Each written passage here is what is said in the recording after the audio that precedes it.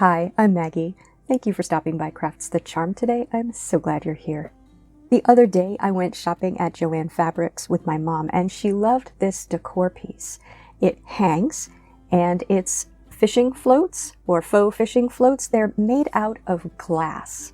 So today I am basically going to copy this piece, but I'm going to make it out of plastic. I'm making this for my mom. So to start, I purchased these 100mm plastic baubles, they're called, on Amazon, and I'll include a link in the description. And this is the sort that comes apart in two pieces. So these I think are easier to color than the kind where they have just a little opening at the top. But if you're good at coloring the other kind, and that's what you have, I would say use those. Normally, I don't like to dupe things that are still available in the store. It's somebody's job to create these things, an artist or product designer, and I respect their work. But I really did want this out of plastic instead of glass. Now to dye these, I'm going to use gloss Mod Podge and gel food coloring, and the color of this food coloring is teal. I also got this on Amazon, and I'll include a link to this in the description. This is a very intense food coloring. If you're using a different one, you might have to experiment to find out exactly how much food coloring to put into the Mod Podge to get the color you want. This was my second try because the other food coloring that I've used in the past hasn't been as intense as this one. So I'm putting quite a lot of Mod Podge in this bowl because I'm going to color 5 of these balls, so 10 total ball halves, and then a few squirts of water to thin it out a little bit, and I'm mixing that really well. Then I am putting in a single drop of this food coloring and mixing that around really thoroughly.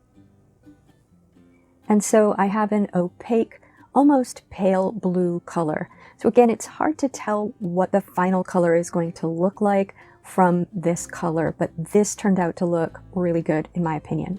So I'm going to put some of that into a ball half and then just tip it and roll it to get the liquid to distribute fully on the inside.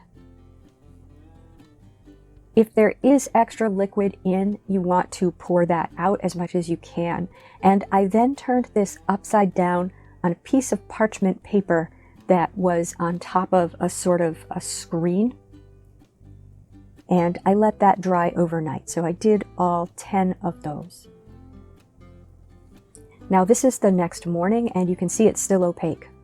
Very little of this has dried at all, but there is a sort of a thick crust at the edge where the liquid has settled down to the bottom. So what I'm doing is peeling that off as best I can, and we're going to deal with the edges again too. But once I had done that, it was dry enough that I could remove the parchment paper from this tray. This tray is not important to me. It's an old tabletop. And then what I did was I put it on top of a plastic tub so that air could circulate around them. I also occasionally put a blow dryer in the tub and turned it on for a couple of minutes, and that also helped them to dry much more quickly. So once they were mostly dry, I cleaned off the outside of the plastic balls with a little bit of alcohol. You can also, if there's a thick bit of Mod Podge, you can also sort of scrape it or peel it off. But just if there was any residue on the outside, I wanted to clean it off. And you could also do this after you have already put the two ball halves together. They hadn't fully dried yet and I wanted to do something. So just wiped the outside of them with some rubbing alcohol. And now that they are fully dry, you can see that there is still a little bit of thicker Mod Podge at the edges, and this is really stretchy. So what I did was I just sort of pulled that over the edge. So we don't want it on the piece that goes inside the other piece, right? There are two halves. One piece is going to go slightly inside a lip on the other piece. And if we have it on the inside, then it's going to be really hard to get the pieces together because they fit together perfectly. So I'm just sort of pulling it and stretching it over the edge and cutting it on the piece that's the outside piece. And for the piece that's the inside piece, I'm cutting it back so that it's just within that inside piece. And it's not perfect but it's not really going to be noticeable if it's not completely perfect, because we are going to cover this with the cord.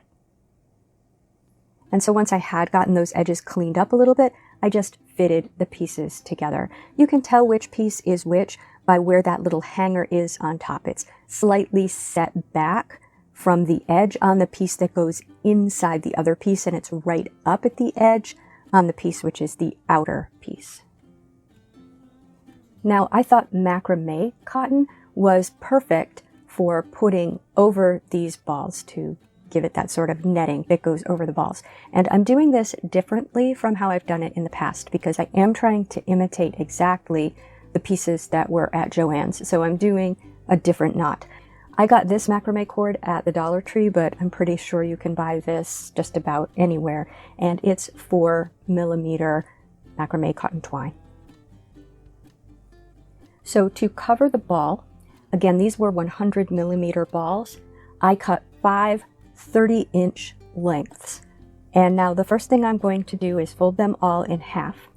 And I'm going to take 2 of them, and I'm going to tie one around the other with a lark's head knot. So that means I'm going to slip the folded end of one under the folded end of the other, and then put the ends through the loop and pull it. But then what I'm going to do is take that loop and flip it under. So now I have something that looks like a square knot. And then I'm going to take my other 3 pieces of twine and attach them around that, 2 on one side and 1 on the other, again using a lark's head knot.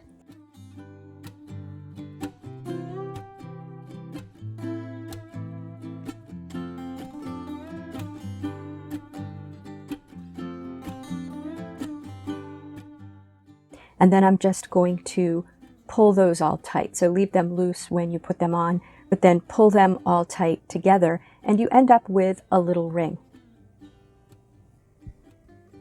Now, I found this easiest to do if you take that little circle that you've just made and put it over the little hanger on the top of the ball, and put the ball in some sort of cup to hold it a little bit steady while you work on it. And now what we're going to do is a slightly different knot from what I've done in the past. In the past, I've done a square knot.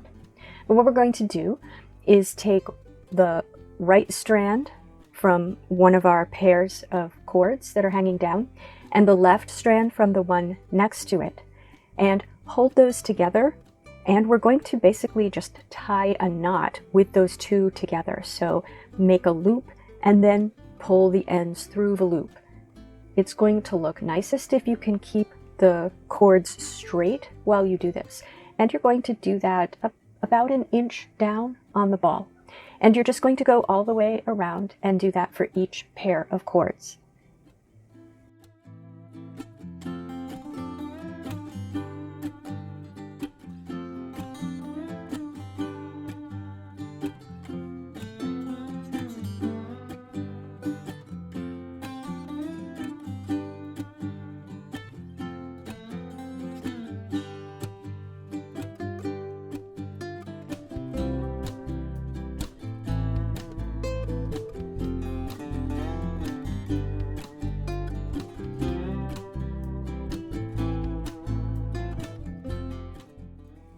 Now you're just going to repeat that 2 more times, but each time you make a knot, instead of working with the 2 pieces that are in the knot you just made, you're going to take the right cord from the left knot and the left cord from the right knot and use those 2 together.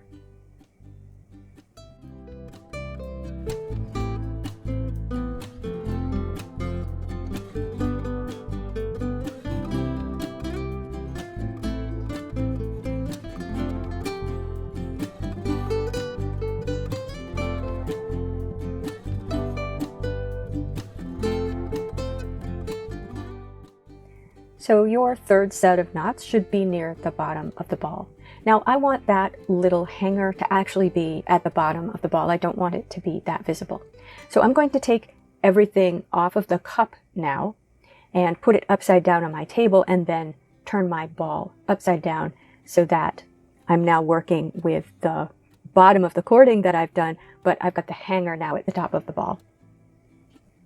And I actually found this easiest to do if I just pulled the whole thing into my lap and sort of held it there while I worked on it. But here, I'm putting a little bit of tape on the cords to hold them in place while I do this. So now I am going to switch to a square knot. And what I want to do is tie these knots pretty tightly across the two knots that I just have. Again, taking the left cord from one knot and the right cord from its neighbor, and then just tying a square knot, which is right over left, and then left over right, going all the way around. And then I'm going to go all the way around a second time, doing a second set of square knots, again, using the alternate cords.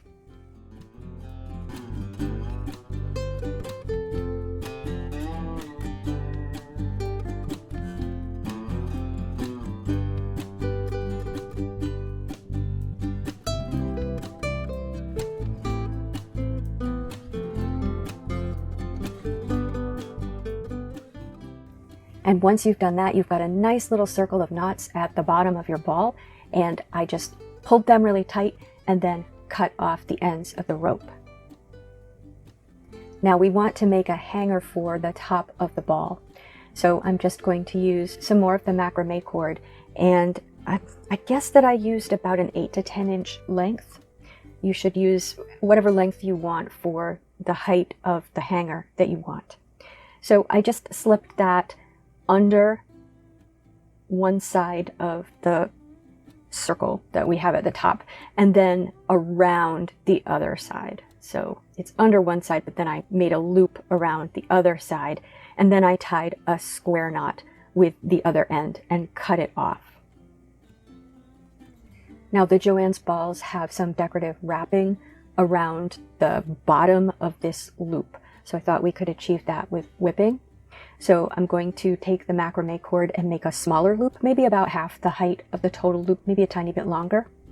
And you want to have one end towards the ball that is just sort of hanging over the bottom a little bit, and then the other end I'm going to wrap around. I wrapped that around 8 times, and then cut it and put it through the loop at the top, and then pulled the bottom. So that's going to pull that loop into the wrapping, and then once it's pulled in, pull both ends and then trim off the edges, and we have a nice little hanger at the top with the bottom of the hanger wrapped around. Now, once I have all 5 of those, the one in JoAnn's was wrapped with basically the same cord, and that's what I'm going to do. But I just wanted to show that I feel like this sort of brown nautical rope or the larger white nautical rope would be really pretty, just would give some really pretty contrast. But I am making this for my mom, and I am going to basically dupe the product that was at JoAnn's, just with some slight differences. So I went over to a door to kind of figure out how long this should be, and I thought about 40 inches, but I cut 50 just so I would have a little bit of extra. And then to start, I'm just going to tie a square knot around the first ball's loop. And then you're just going to tie knots around the other loops. So it's quite simple to tie them. So just figure out roughly where you want them to be, and then just tie a regular knot. These are very lightweight, and the regular knot's not going to slip. So I kept holding it up to try to get the heights where I wanted them. The JoAnn's version, the balls are very bunched together. I didn't really like that. I wanted mine to be spread out a little bit more. And I'm going to do 2 balls on one side and 3 balls on the other side. And I kept going to the door and sort of figuring out where I wanted the balls to be, and then just tied them onto the rope in those places. And then for the last ball, again, I tied a square knot at the bottom. And I didn't trim it yet. I didn't trim it until I was completely done and was happy with the way that it looked. Now, normally I like very simple things, but I actually felt that the JoAnn's decor piece was a little plainer than I liked. So I took this little white anchor that I have, which I got at the Dollar Tree, and I just attached that to the top of this piece where it would hang over the door. So you could just hang it over a hook the way it is. What I did was I wrapped the macrame cord around the top of the anchor, and then I tied it with another piece of cord on the back. And then I tied another piece of cord around the bottom of the anchor and tied it in the back and trimmed it off. And I did that second piece while it was hanging on the door so that it would look like it was hanging correctly. And that's it. Here's the final piece. I'd love to know what you think of the piece, if you would have done it differently, or if you have any other suggestions. Please tell me in the comments. If you liked this video, please give it a thumbs up. And if you enjoy this sort of content, please subscribe to Crafts the Charm. Thank you for spending time with me today. Take care.